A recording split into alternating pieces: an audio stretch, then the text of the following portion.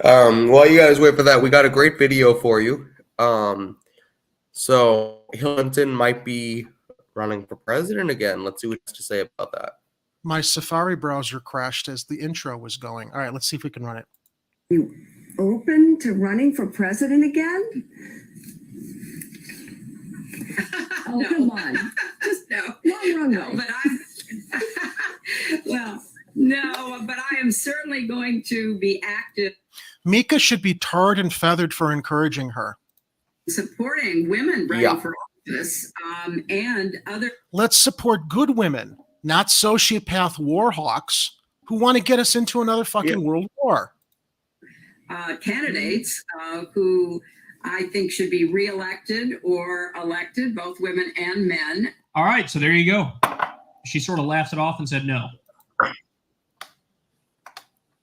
That from the Kyle Kalinske show. I don't believe her. Do you believe her? Of course I don't believe her. She's a liar. They've been floating trial balloons ever since she went public, I think 4 months ago with her stupid master class where you're supposed to sign up and pay money to listen to her talking about being a leader. And then she reads off what was supposed to be her inauguration speech that she would have, shared with the country. Had she not lost to Orange Man, Donald Trump? That was a trial balloon when they started advertising that whole master class and promoting her to see, well, what are people going to think? And you know what's going to happen, Shane? She's going to run again, and Trump's going to run again, and Trump's going to be president again. And that's not an endorsement of Trump because I can't stand the guy. But I never imagined I would say I couldn't stand Hillary Clinton more. Reason being, at least Trump is honest about what a scumbag he is, and Hillary pretends that she's not. And this is how the whole Democratic Party has transitioned into Republican light. We have a duopoly. She's at the head of it, and God damn it, she is entitled to that seat in the Oval Office, no matter what anybody says, no matter how much voters reject her. Yeah, I'm Jerry Vassilatos. Yes. And honestly, no, that's not an April Fool's, everybody. Sadly, it's not. Sorry, guys. Joke. We wish. Now, she still has a strong chokehold over the Democratic Party leadership. So if she wants it, she can force herself through. They'll give it to her because the Clinton Foundation, they financed the DNC or the Democratic, I guess the apparatus behind the Democratic Party that selects who their candidates are and operates the primaries. Yeah, I know. I got my sailor mouth there. No, it's early, isn't it? Yeah. Hey, Warren. Yeah. And we have even better news. So not only is Hillary Clinton not running, we have a genius who is going to be running for Congress. She was a governor. She was a vice presidential running mate in 08. And she's got a really high IQ. And she might be running for Congress. Now, who we're talking about is her IQ is as high as her kids most of the time. Yes, Sarah Palin. She might be running for Congress, everybody. What does everybody think? So, do you have that interview video where okay. Yeah, let's pull that up. So this is also from Kyle. Thanks, Kyle, for letting us steal your clips. I can't be bothered to find them. Oh. Her IQ is as high as her kids. We lost Don Young. America lost Don Young. As a 49-year representative of the House of Representatives from the state of Alaska. Now, last time you were here, you made some news, and when I asked you, would you ever consider elected office again, and you said that may have been the first time we heard that in a long time. Let me ask you right here on this show, it's a very long time, are you ready to run for that seat, that Don Young seat for House of Representatives from Alaska? Oh my goodness, think of those huge shoes that are to be filled. When we consider Don Young's longevity and his passion, his love, his fighting spirit for our wonderful state of Alaska and for the nation as a whole. If I were asked to serve in the House and take his place, I would be humbled and honored. I We'll see how this go. In terms of filling that seat, but it would be an honor. Well, I will tell you, folks, there it is. You heard it here first. Sarah Palin, a great addition to the U.S. House of Representatives. I love Governor, that's a friend of yours for a very long time. She would be a great addition. Those, congressional hearings with the left. I can't imagine what their heads would be spinning. I'd love to see that. You up for that challenge? Well, when you have nothing to lose, President Trump, when he came in one sense, you have everything to lose as Trump. Bad so echo. much. But on the other hand, when the media clobbered, you can get clobbered, and the haters, you're not going to change their mind. I think that there are enough Americans who understand where you're coming from, your love for the country, servants. I think that there are need when I have nothing to lose, as is the case today. I for my family even. All right. Oh man. Now, do you have any idea what she just said, first of all? Well, it was kind of hard because we also were dealing with an echo. But no, I think even if there wasn't an echo, I wouldn't have understood what she was saying. Because everybody, she would be great going into Congress. Shane, play that third video, not the one with the test pattern, but the third video, so we can show everybody what we'd be getting with a Sarah Palin candidacy. Sure.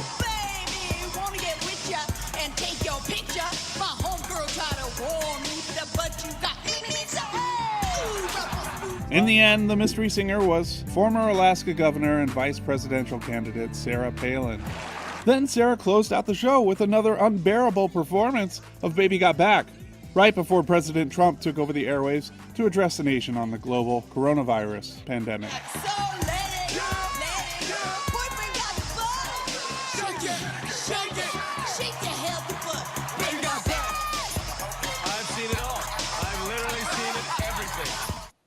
Sarah Palin heralded the COVID-19 pandemic crisis at that moment.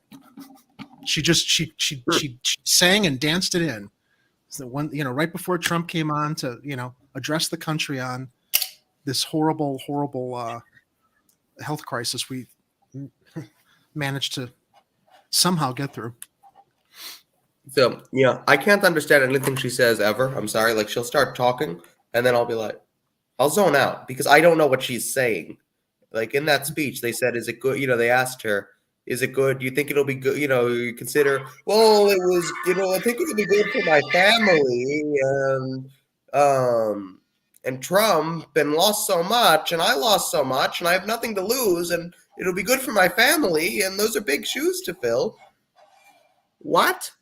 What are you saying? I have to wonder if Rosetta Stone has introduced a new language component to their online language speaking courses called Word Salad, because that's the language that Sarah Palin speaks. Yes. Word salad. A lot of politicians do, but I think she's like the worst. Yeah. With it. Well, a lot of politicians talk in circles like the kid who's unprepared for class and is asked to step up in front of the class and report on something that they've been asked to go research and study. She doesn't even meet that criteria because she's not even talking in circles to avoid the subject. She's talking in circles that doesn't make sense to begin anything that she's saying. So look, there was a comment in the chat. Sarah Palin is better on issues of freedom of the press than Hillary because she wants to free Julian Assange. So, even a broken clock is right twice a day. Yeah, exactly. So I'll give her that. Yeah. But I still think she's a dingbat. It has nothing to do with her being a woman. I just think it has to do with the fact that she's another one who was enabled in her politics, especially when she was selected to run as the vice presidential candidate for John McCain. It was all about optics. It had nothing to do with her qualifications. There's a great movie on that called Game Change, starring Julianne Moore playing Sarah Palin.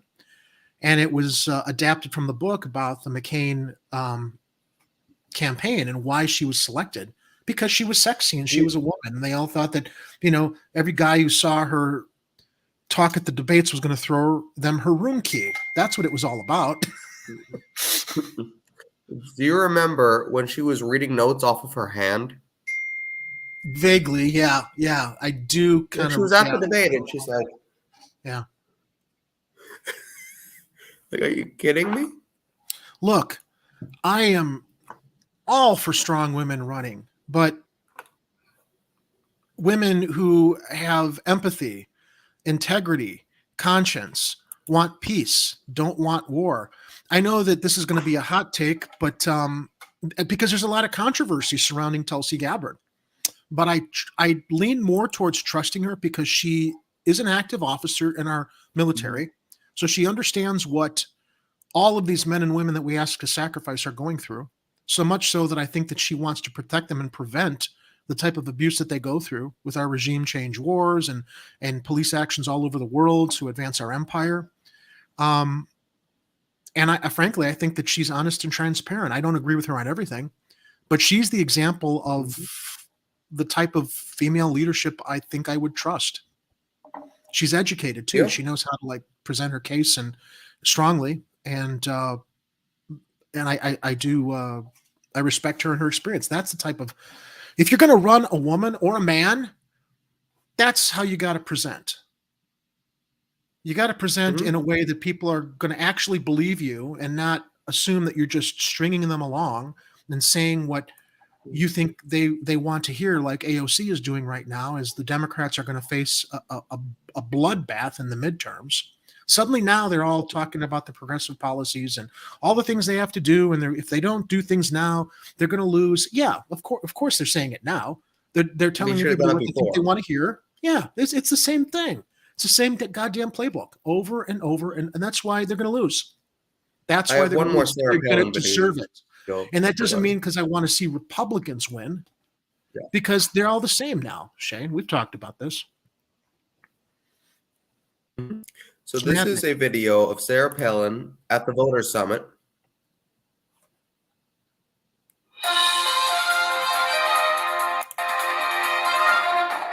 Oh.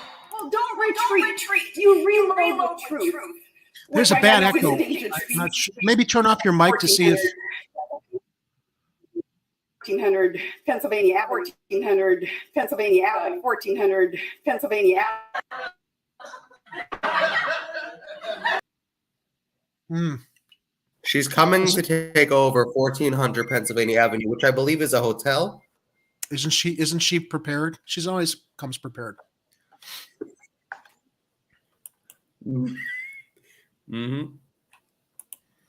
There's many other videos of her. I might do like one day where I just do make fun of Sarah Palin, where we play all these great moments just for fun. You know, if you want, send it to me. Send me the links, and I'll edit out a string out so you don't have the issues with buffering through StreamYard, because I think that that's awesome, probably what's causing some of the tech issues. Why don't we do that next first Friday? We'll do make fun of Sarah Palin for like 20 minutes. You know what? Let's not frame it as making fun of her. I don't want to actively be mean-spirited and make fun of people. I prefer that they hang themselves. That's what we're going to do. We're going to present all of Sarah Palin's best moments so you can judge if she's qualified for this next position that she thinks that she's qualified and entitled to. Qualified for and entitled to. Yeah, I like how much you want. Haven't seen her recently, though. Let's see. Yeah, so next week we'll put together a string of Sarah Palin's best moments, and then we'll put a poll in the chat, and you can vote. Do you want Sarah Palin in Congress or not? Based on these videos that we present to you. I think you could do that. You can run that vote now, and I think we'll have the same result. But let's have fun with it next time. So we have a poll in the chat right now. I just want to address the audience. So we did put a poll in the chat when we started talking about Hillary Clinton, right? So let's see how this poll turned out. Now the poll was, did the poll not go through? Hold on one. Nope, it doesn't look like the poll worked. Sorry, guys. tried to engage with you, but the poll didn't work. YouTube malfunction. Maybe they just didn't want to see the results of should Hillary Clinton run for president again, or could she win? Because that's the poll I think I asked. I said, could Hillary Clinton presidency? YouTube probably censored it. So let's get to our next story. Now our next story is Will Smith and Chris Rock. I know that this network and newscasts primarily focus on serious political issues, as they should. And I know that this will probably be looked upon as celebrity trash news, which it is. But I do think that there is some cultural and social impact to be weaned from what everybody witnessed last Sunday, especially in the dissemination of what happened, why it happened, how people are taking sides, how they're responding to it. And my feeling is, in a larger context, against that whole social media examination of this, there's nothing better to examine the divide between celebrity, class, and privilege as it relates to anything than what we saw last Sunday night. So, do you want to bring up the news story page from TMZ? So let's bring up the news story page. Everybody knows what happened. Everyone knows what happened. We all saw it. Most people, most right-minded people, I think, are very, very critical of Will Smith deciding it was acceptable to lose his shit and go on stage and swat Chris Rock for an alopecia joke, which wasn't an alopecia joke. That's the BS that they're trying to shove down everybody's throats right now. He was mocking Jada's illness. No, he wasn't. He didn't know she had alopecia, number one. Number two, he was essentially making a crack at a hairstyle look that he thought she chose that made her look like G.I. Jane. That's not an insult. To look like how Demi Moore portrayed the character in G.I. Jane, she was a tough, badass woman. And a lot of women shave their heads short like that. So, I mean, I didn't even think it was like funny as a joke. I thought it was kind of like okay, whatever. He's commenting on her look. Will Smith laughed at it. Jada rolled her eyes, which was, code for execute order 66. And Will got up and decided to go swat Will Smith. We all saw it. And then people are saying, well, he was defending his wife, and, it's wrong to make jokes about people's medical conditions. And I don't know if a lot of people know this or not, but Jada has cheated on Will. This guy is under an enormous amount of pressure, having dealt publicly with the fact that his wife thinks it's acceptable to go trot around the fact that she cheated on him in her roundtable broadcasts on her own channel.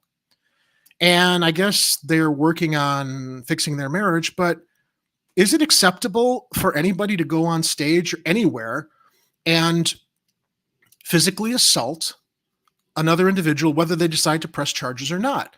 A lot of people coming to Will Smith's defense are saying, yeah, it was acceptable because he was defending his wife. No, it's not. Especially in the sense that Chris Rock was a comic paid to do a job. And whether or not Will Smith liked it or not, everybody in that audience is fair game for the jokes. And if they thought that was a cruel joke, they're lucky they didn't have Ricky Gervais hosting the Academy Awards, the way he hosts the Golden Globes. But Will Smith, people accepting this and not escorting him out of the ceremony and showing that's not acceptable has essentially signaled that celebrities can get away with whatever they want. Rich people can get away with whatever they want. I know Jimmy Dore has been very vocal about the fact any comic in a club now that's cracking jokes has to worry about if they're going to get assaulted on stage because someone in the audience with a thin skin isn't going to roll with it in good nature. Shane, I've seen some people on social media chastising white people for commenting on this because there's some black cultural issue that Chris Rock crossed the line with in regards to Jada's hairstyle. And I'm like, no, this is not a racial issue. And white, black, purple, yellow, people of any color should be allowed to talk about this because this is about celebrity, class, and privilege. If you had two black men in the street fight each other this way or one assaulted the other, they'd go to jail. They'd be arrested, and rightfully so. If a white guy in the street punched another guy. He'd be picked up and go to jail, and rightfully so. What I see demonstrated in what we saw, again, illustrates rules for thee, not for me or celebrities, as far as breaking rules, getting away with whatever they want to get away with. And even, let's give Will the most charitable benefit of the doubt. He lost his shit because he was so concerned about his wife's feelings over hair loss due to alopecia. Shane, can you run the second video that I've got queued up with the test pattern? Absolutely. Jada, I love you. G.I. Jane 2, can't wait to see it. All right?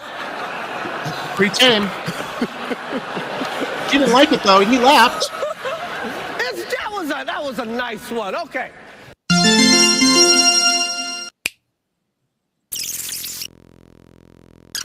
You can't do that in this world, man. You can't do that in this world, man. Arsenio, they got rules. They got rules. Like, he has a rule.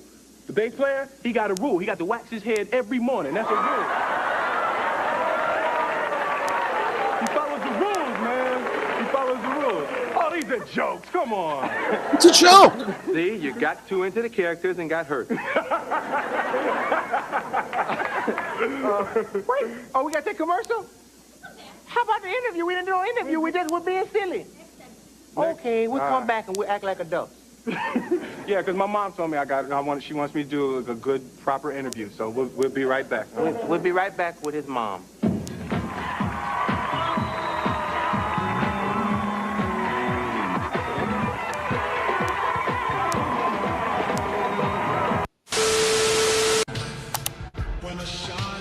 Okay. So he made a joke at the expense of one of Arsenio Hall's house musicians in the band, house band. Mm-hmm. Lucky for Will that musician's wife wasn't in the room to come up on the stage and bitch slap Will Smith. This wasn't about his feelings or concerns about his wife's feelings. This guy's been under pressure because he's been publicly emasculated. He lost his shit. Whether he was white or black, it would be the same issue. And this sets a precedent that I can't believe people are looking past, as far as suddenly now you can assault people for their use of words and words that weren't even that. I don't think that they were mean-spirited or pointed at all. And for some people on social media to be chastising people for saying you can't talk about this because you're white, I'm like, if Will Smith were white and got up there and did this, it'd be wrong. And I'm also curious, though, that for people who are telling white people they can't talk about this because this was about two black men, if they'd be defending Will Smith if he were a white man who went up and took a slap at Chris Rock. That's an interesting question. Right? Would they be defending him? What if it was two white fellas? Of course they wouldn't. So to people who automatically make this about race, you know what?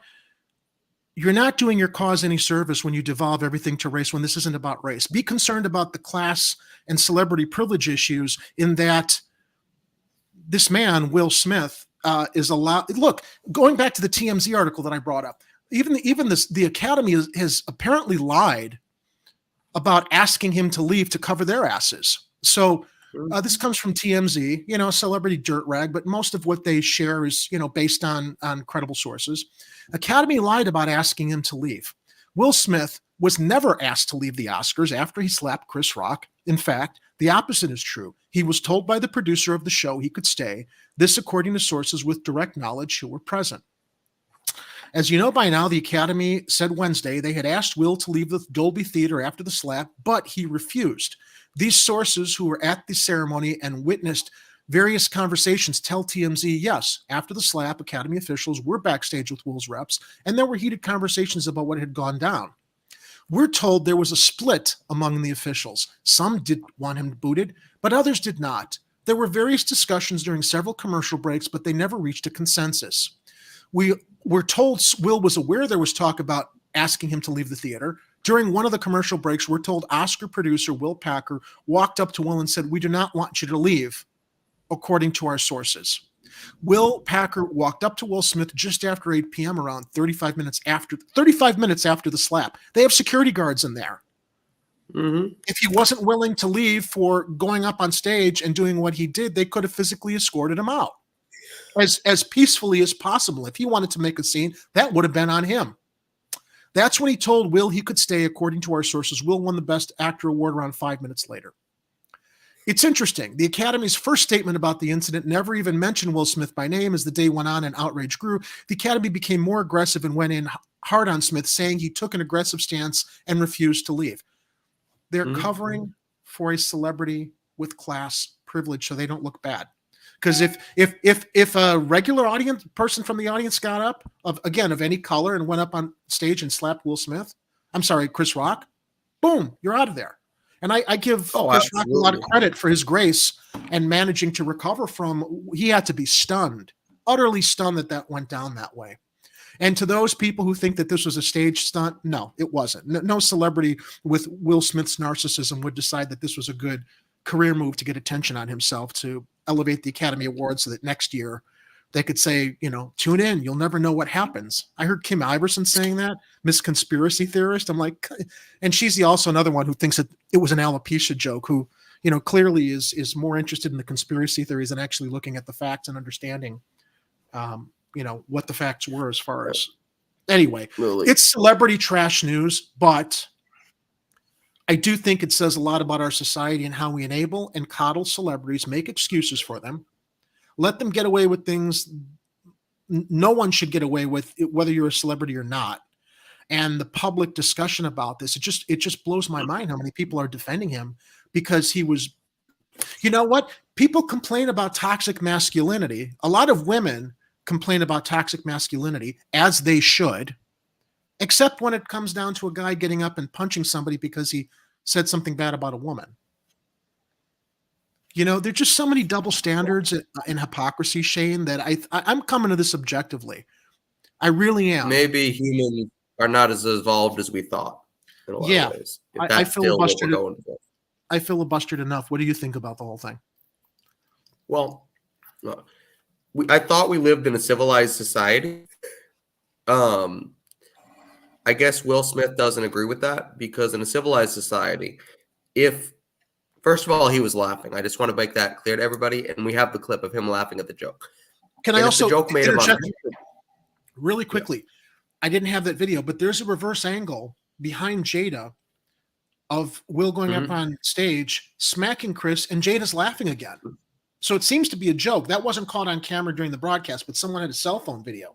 And you could see Jada was laughing and nodding her head like she thought the whole thing was funny until Will went to his seat and started spouting expletives that they cut from the U.S. broadcast that I guess were caught internationally. So at that point, it was kind of a joke to Jada too, which again lends credence to Will Smith can't keep his shit together because he's under some other, I think, emotional baggage related to his marriage. That's sad. I mean, I feel bad for the guy. He's acting like a cuck.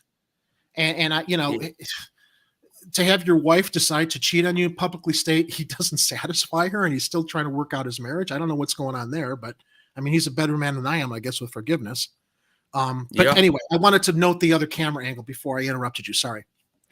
Sure. So in a civilized society, what you would think would happen is if Will Smith was uncomfortable with his friend, because I think pretty sure they're friends, Chris Rock, making that joke, he would go to him after the show and say, hey, man, listen, I'd appreciate if you didn't make any more jokes about my wife, can you not do that again? It made her really uncomfortable. Yeah, that's the right way to do it. Instead, he goes up to the stage and starts smacking him. And everybody's like, yeah. And everybody's like, oh, well, it was Will Smith and he was upset about his wife, so just leave him alone. Maybe Will Smith should spend the night in a jail cell for that. Look, Chris Rock didn't want to press charges, and that's his right. I do think Chris Rock has taken the high road on this. Interesting, though, during his acceptance speech when he was thanking God and, channeling God and doing good things, that was a moment where he could have said, Chris, I'm sorry, I lost it. He didn't do it. He made it all about him and trying to absolve himself in that moment to serve himself, which, I think also speaks to the enormous narcissism of celebrities. And I would also throw that over to politicians who also more routinely get away with bad behavior, like our former president did, with stuff that he was caught on tape saying, not breaking any crimes, but clearly speaking to his lack of character. But, you know, Shane, we elevate these people. You know, they're like celebrities and politicians are modern American royalty, contemporary royalty in our society. And that's not the way it's supposed to be. This is why we're in the bind we are. Even when we think we're voting for people that are supposed to represent us, they look at themselves as leaders bought by their lobbyists, and they're not there to serve us. They're there to serve themselves and the people who dole out money for their campaigns. They act like royalty. They believe they're royalty. Politicians, celebrities, and obviously, clearly, it's demonstrated with how celebrities get away with this stuff and are not held accountable the way they should be, the way anybody should be. I'm not saying, oh, someone should be allowed to like get away with this in the street. No, but what example are you setting? Especially if it's now accepted, people who in a nightclub, in a comedy club, again, Jimmy Dore brings this up, you know, anybody who's performing in a comedy club, someone comes up, smacks them. I didn't like what he said about my wife or about my, you know, me or whatever. There's a precedent being set that if it's acceptable for Will Smith, are people who lose their shit and can't keep it together going to use that excuse and think they can get away with it and assault more people? It's just a bad example to set, but it does speak a lot to class and privilege and celebrity, I think. Absolutely, it really does. And no apology. Completely handled it wrong. Horrible. But let's go on, because we got to finish up by 1 o'clock, like 2 o'clock Eastern, you know, 1 your time. So let's go ahead to our last story. Sorry everybody, we had to rush through, but we kind of got started late. We have a half hour or an hour left. No. Is the show an hour or a half hour show? The show's an hour, but it's from 12 to 1. Oh, you know what? I got what you're saying. I'm looking at the timer in the corner that says 32 minutes, but I see we're at 46 minutes from when we started. Right. So we want to go to the airport story or the Chris Hedges? Well, we have time for both of them. Let's go to our last. Good. Okay, that's what I was. Because you said our last story, and I'm like, oh, I'm sorry, we don't have time for both. Okay. I forgot we had two, so we can let's rush through the airport one a little bit. Okay. So the quote: "So airport workers protest across the U.S. demanding a living wage and the right to a union." And here's the quote that really kind of sums this up: "We're fed up after years of working jobs where we're called essential but treated as disposable." And I think that really sums this story up to a T.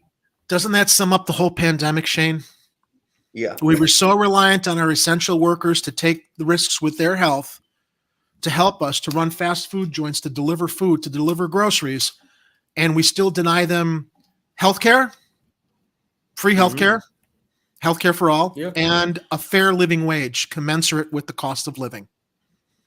This story is reflective of what every minimum wage employer or around minimum wage employee that's not commensurate with the cost of living is dealing with now in the United States. So here's another quote I just want to read here.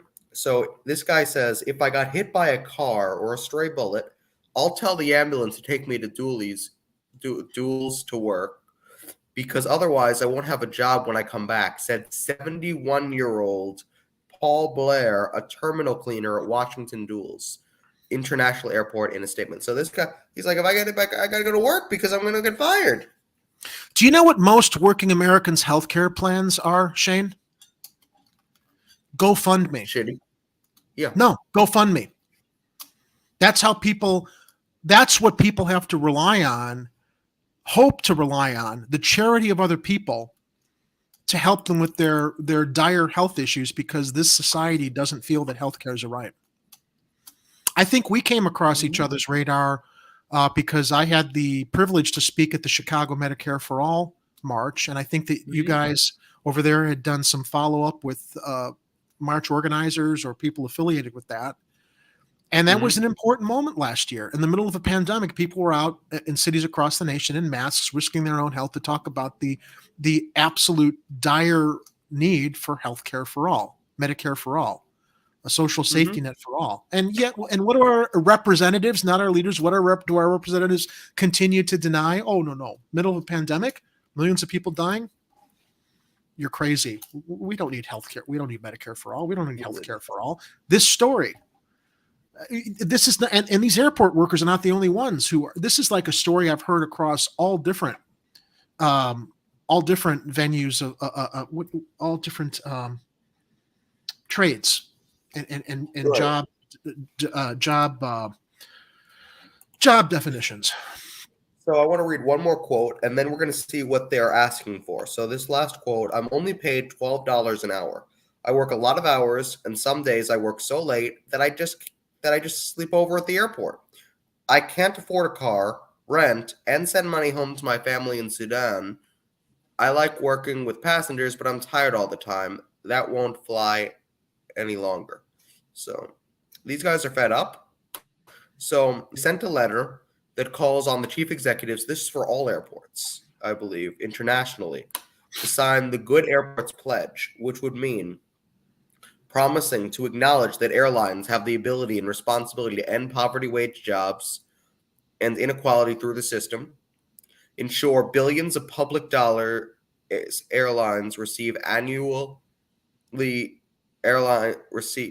annually serve the public good, not just shareholders and executives, set a wage and benefit standard guaranteeing all workers are paid living wages, provided affordable quality health care and paid time. Does that sound unreasonable? Not at all, Shane. And you know what's even more terrifying is that I support the airport workers' demands entirely. But do you know how people would be shocked at how little airline pilots earn and the hours that they're forced to work in the overtime to stay awake to pilot airplanes as they're responsible for hundreds of lives on each flight. And I give pilots a lot of credit. Somehow they juggle it. They manage to get enough sleep and be as alert as they need to be. But I read an article years ago where pilots were routinely juggling second jobs because the airlines that charge these extraordinary fares while they cancel flights and put people on other flights and delay them while keeping their ticket money, don't even pay pilots a valuable wage for the responsibility that they have transporting and piloting people around the world. It's disgusting. It's truly, truly nauseating. CEOs, big companies, CEOs of big companies who believe because they're at the top and they're the brains of the operation. Go ahead. I just Googled the salaries of airline workers. The average salary of an airport workers, $33,000. Top earners. This is a top earner. $51,000 is a top earner. 75th percentile, $34,000. Average, $33,000. 20th percentile, $23,000. Now, can you Google poverty wage level in the U.S.? What is the current? What do they think is current poverty level? Poverty wage level. U.S. And this is internationally, but we'll look at U.S. for now. If you 12,800 is poverty line, so you're barely above. This is for. So consider the fact that most people are renting their properties. For one person. For one person. Okay, so let's again. $33,000 is the average for an airport worker, and for a single worker, poverty level is what is it? If you're by yourself. No, you're not. So if you're by yourself, you don't have a family, you're not fine, but let's say there's 3 of you. You need to make $21,000. 4 of you need to make $26,000. I mean, you're better by yourself, but you're not fine. But let me extrapolate on what I'm talking about. If an airline worker's average salary at the high end was what, $33,000? High end is $51,000, but that's the top earners. The average person is $33,000. Okay, so the poverty guideline for a single person is $12,000, right? What do you think the average worker in the U.S. is paying for rent in any major metropolitan city that is close to an airport? At least $1,000 to $1,500 a month, right? That's probably average more, rent, honestly, and probably more. So that poverty guideline of $12,880 is almost half that $33,000, which means the worker is living off of maybe $15,000 for the rest of the year. Utilities, and let's say you have a family. Right. But I'm saying that this is obscene. Family is of what 4. it is. It is. But if you have a family of 4, let's just look at that. The poverty It's line whittled is down even worse. $26,500. So you just made $33,000, and you don't take home any of that, and you're probably working a second job. If you and that's can. why In the pilots are airport, working. You're not working a second job. Right. Pilots do. And I guess at the high, I would imagine that pilots are at that high level of 50,000 or somewhere close to 50,000 based on those estimates. But yeah, they're still juggling. Nobody gets paid enough. No. But the CEOs do. The brains of the operation. $5,000 an hour at average. They're at the top. $5,000 an hour. They're special because they're at the top, and they always disregard the hard labor, the dedication, the hours of the workers underneath them that are basically helping keep their companies afloat. I've said it once on my show. I've said it a million times. What do I say, Shane? Torches, pitchforks, guillotines. When? Yes. Now, here's the other thing. This is not just in the U.S., because this is an international thing. All the airport, they're calling for all the across the world to agree to these terms, not just in the U.S., because all the airports across the world internationally are doing this. Everybody's doing this. They were all pretty much agreed that we shouldn't pay the airport workers that much. And there's companies like United who they divide up their workers, so they decided to do a worker-owned company, kind of, where they excluded all the flight attendants from any ownership, and they cut every pay when they gave them an ownership stake and didn't give them an option. Everybody was very upset about it. Even when the airports try to do something good, they do something bad in the process because they don't know what they're doing. I mean, well, this article that you this article that you shared came from Common Dreams, and forgive me, I know that you read some quote from the article, but there's a paragraph at the top of the article, a quote I don't think you shared when people really understand what is essential about these workers. It's in the second paragraph. Airports keep our economy and our world connected. I assist disabled, elderly, and other passengers who need help getting through the airport to their plane, said Omer Hussein, a wheelchair attendant servicing American Airlines at Dallas-Fort Worth International Airport, in a statement. I'm only paid $12 an hour. I think that may be the part that you did quote. But I thought that, what the workers are doing, we have to have perspective on how important and integral they are to making passenger safety and passenger traffic in the airport smooth and operating smoothly.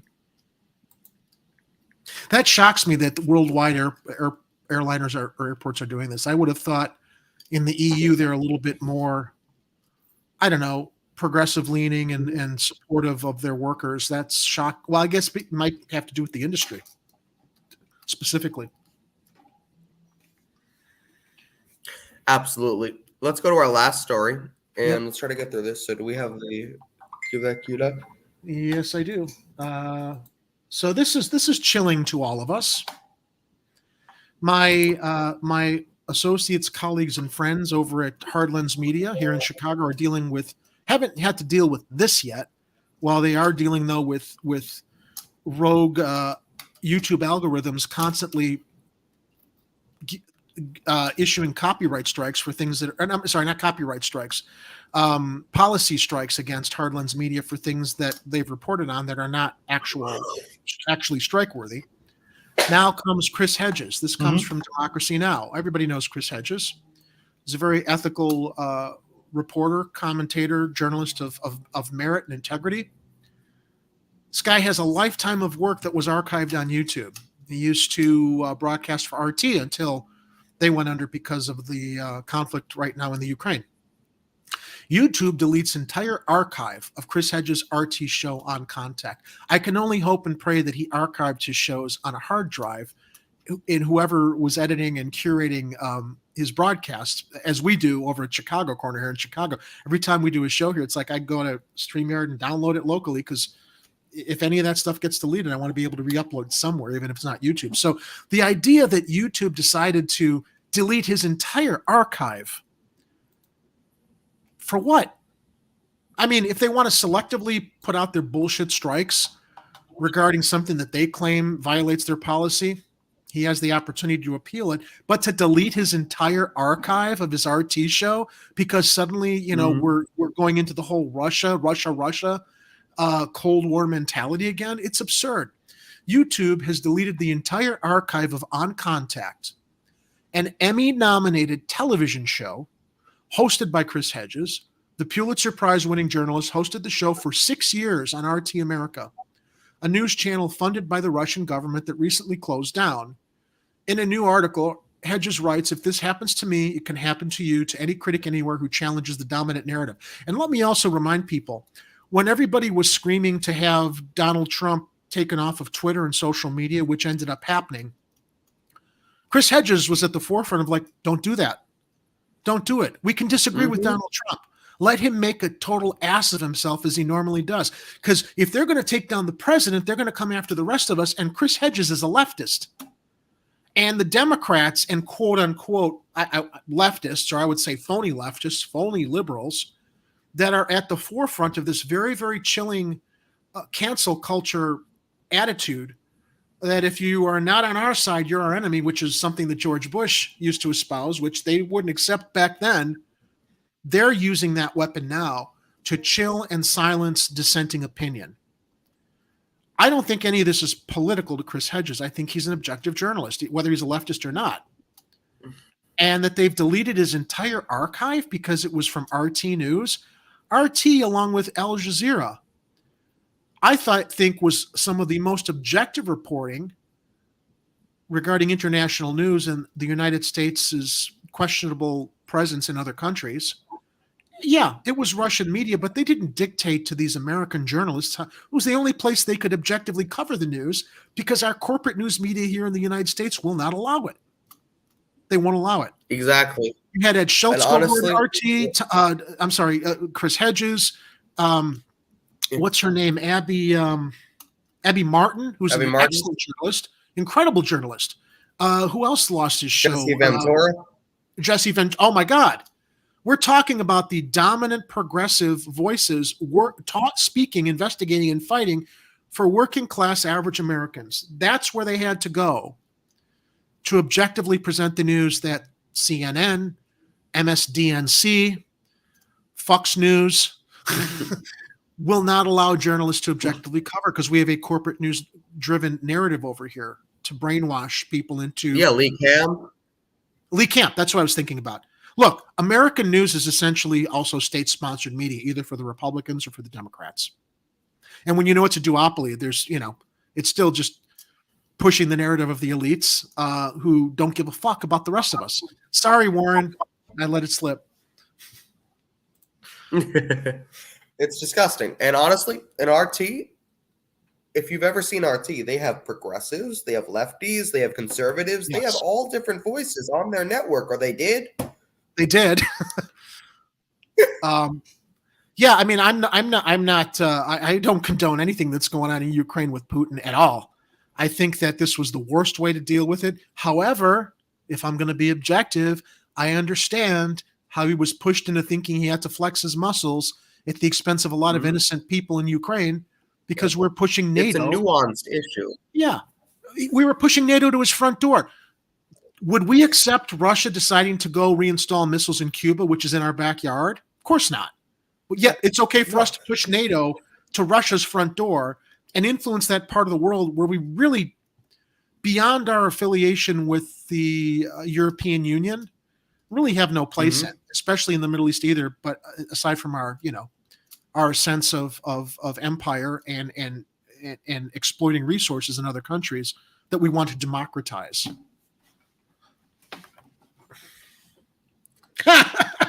Thanks, Warren. Yeah, it's Russia. RT was a place where you can go to hear all different voices of all different ideologies, talk about all different things objectively, and they were allowed to do it. And it's unfortunate that they've gotten rid of all of it, I think. Or no, the network's gone. Or just RT's gone. RT's network's gone. Yeah.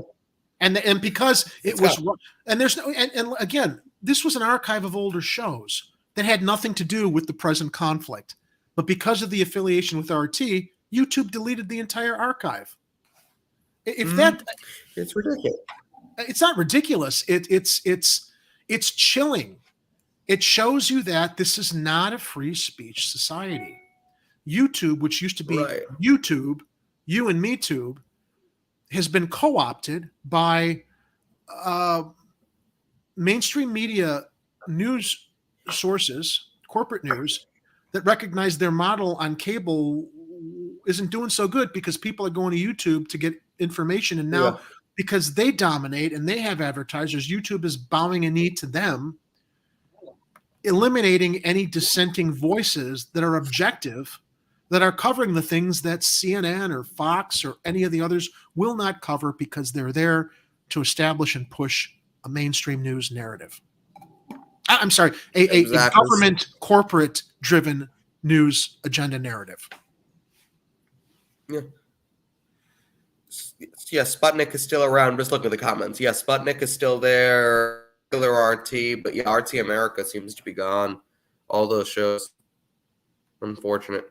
Yeah. Like imagine they just all these guys wake up like Jesse Ventura and Chris Hedges. They wake up and all their work is all gone. their hard work. You know what it takes to, and look, we're here, dicking around on StreamYard. I mean, we do the best we can with the time we have and the resources we have, right? There are sometimes technical difficulties. You're talking about well-produced shows with graphics and editing and hard-hitting, researched and investigative journalism, investigated stories that YouTube doesn't think is worth anything. Just gone. Sorry, it was on RT and RT has to do with Russia and Russia bad, America good. You're gone. That's just, I mean, that is, this is not America. It's ridiculous. This is not the America I grew up learning about in school. And you want to know the real America, Shane? What the real America is about? I recommend everybody in the live chat, listen to me. I believe it's available on Netflix if you haven't already seen it. You want to learn about America's true history, you need to invest 12 hours into watching the series produced by Oliver Stone, Oliver Stone's unauthorized history of untold history of the United States. Untold history. It's all the history they never revealed to us in school about things that America really did throughout history that I think provides a much more objective and balanced look at America, good and bad. It's not about tearing down America. It's about being honest about what our real history is, what our country's agenda has been, advancing empire, exploiting other countries, and hiding it to prop us up with quote-unquote patriotism that really is just really badly disguised nationalism, as we accuse the Russians of engaging in. Look, Russia's a very nationalist country. I spoke with some people I know in Russia who are all for the war because of what Ukraine did in, what's the territory on the border there? No, it starts with a D, and I'm forgetting how to pronounce it. Doblansk? I believe it's Doblansk. Yeah. If I'm wrong, please correct me. Yeah, I think it's Doblansk. Yeah, but they're like, do you know what Ukraine did in Doblansk? And I didn't know what they did. And I went online and I looked at it. I'm like, oh, wow. Okay, yeah. I understand why some Russian citizens are all for this war. Because there were Russians that lived in, Donbass. Thank you. I believe that's it, Warren. That Ukraine was routinely bombing. And it's like, that wasn't right either. But the nationalistic fervor about Putin is a strong man, he's representing our interests, is no different from what we're seeing here with removing journalists exposing the true history and the true stories because the powers that be are concerned that it challenges and weakens the narrative that if you don't support America and are blindly loyal to it, you're not being patriotic. And there's not a big difference in that, the way that that thinking is pushed, or that thought is pushed. Donbass, okay. Absolutely, okay. I think our poll worked. Let's see if we can get this poll before we close out here. But yeah, I apologize. absolutely. I feel like a dumbass not knowing. I mean, it's Donbass, Donetsk, and I've read it many times, and I always just forget how to pronounce it properly. Because admittedly, I'm not focused on what's happening in that part of the world, but it is an important component of what's happening in Ukraine right now, and Russia taking the action. Everybody wants to look at it one-sidedly, and that's the problem. Exactly. You can't look And at it's this journalists, one-sided. and it's journalists like Chris Hedges or Abby Martin or Lee Camp or Jesse Ventura who are looking at both sides of it.